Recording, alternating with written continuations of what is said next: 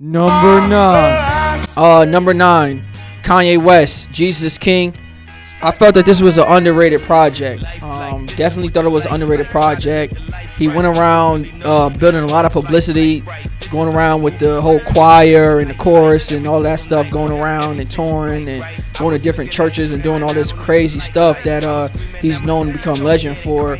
But the album came out and the album was actually good. So I think that surprised a lot of people that the album did not disappoint as far as him missing. It's not really a Christian album.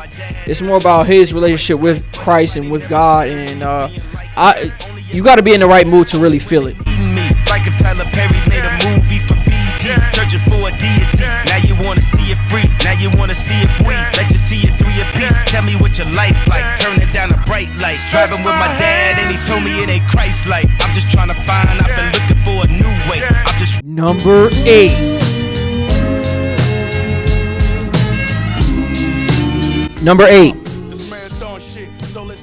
Benny the Butcher, The Plugs I've Met. I wasn't really paying too close attention to Benny the Butcher and Griselda Records and all that stuff until G the House put me on to it. But this was a nice little pleasant surprise coming out of Buffalo, New York. Just real rap bars. I don't think any rappers have really come out of Buffalo since them. Before them, rather. I thought it was a great project, you know what I'm saying? They had a lot of guest appearances on it. Every song was hot. It's only like 6-7 songs, but definitely one of the top releases this year. Cats with backward agendas, put a Benz in a brick, then toss it back in the blender. That was us. Next to a big like I was Puff, the good die young. All the OGs 30 and up, and Alexander McQueen kicks just to dirty him up. Money tree branches break when they not sturdy enough. See, I was good with the bad guy roll. Number 7.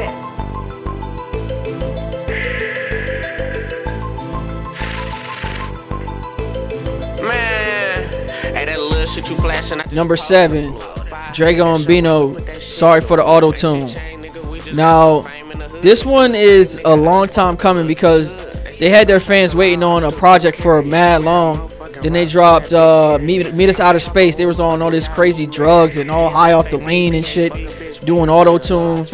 But they rebounded with this project, Sorry for the Auto-Tune, because the fans weren't happy with the auto-tune project. So they dropped Sorry for the Auto-Tune, and the fans is right back on the music. So this is the best tag team duo right now in hip-hop, period. If you're not on Dragon Bino coming out of Detroit, I don't know what the fuck you listening to, man. That's all I listen to, really. But you tight as hell. I can't show her anything, cause she might just tell. Man, with this Glock 19, I feel like Roger Bell. These niggas ain't built. Number 6. Number 6. I gotta go with Roddy Ricch. When I did a little crowdsourcing and really asked around what were some of the best albums this year, a lot of people hit me back and said Roddy Ricch. And I know his project just dropped, so it's a little bit biased. But the more you listen to this album, the more you like it, I think. This is Young Hustler music, that Roddy Ricch, that please excuse me for being antisocial, man.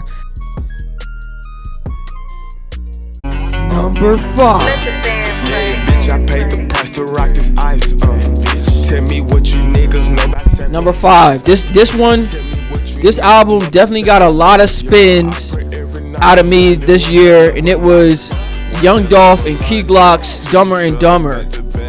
Now, I gotta keep it real with y'all. I was never really a huge fan of Young Dolph or nothing like that.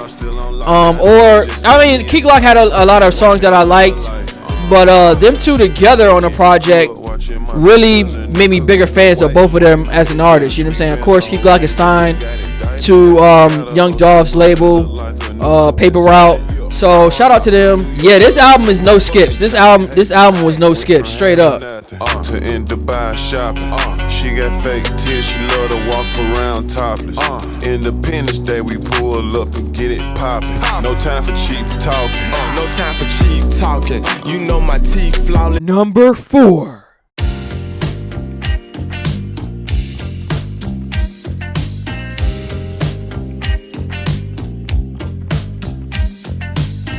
Number 4, my nigga Larry June. A lot of underground. I'm not sure if he's still underground. He's kind of getting a lot of more popularity. 2019 was definitely his year as far as coming up and him really developing that loyal fan base that a lot of artists really want and really need. And he put out a lot of projects. I think he put out like 3 projects this year. But I think Mr. Midnight definitely solidified his fan base. Polo lounge, white tee and some snow. Whip so new, valet didn't know how to park my shit, so I showed them how it go. I got family in the O, that's my cousin Lil Joe. Went to school in the city, civic center in the mall off top. Yeah, nigga off top. Number 3.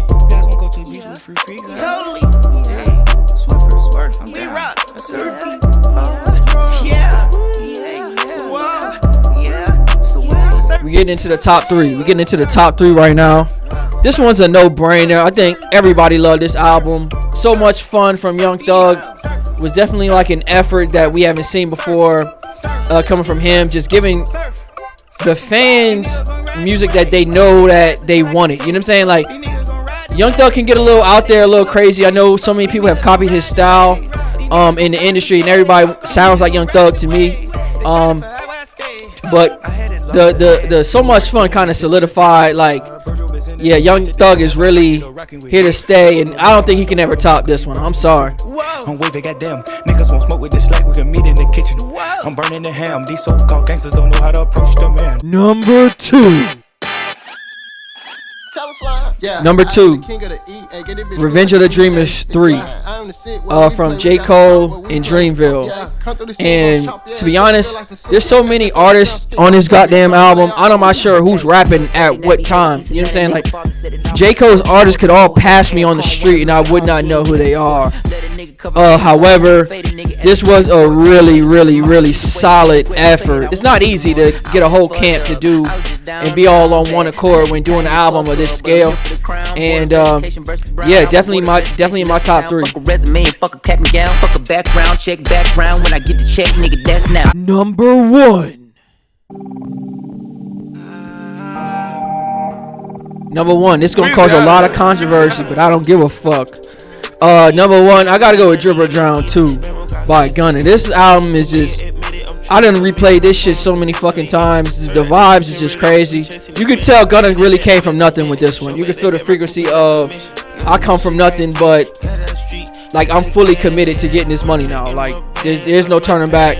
You gotta reach the point of no return sometimes. He definitely showcased that, like, man, I done came so far, there is no turning back. So I definitely put this number 1 on my list for 2019. Again, this is my list. You want a list, go create your own fucking list. I don't give a fuck. Pushing this shit to the core. What the fuck are you waiting for? Spot you got Jim on the north. 50 best in my life.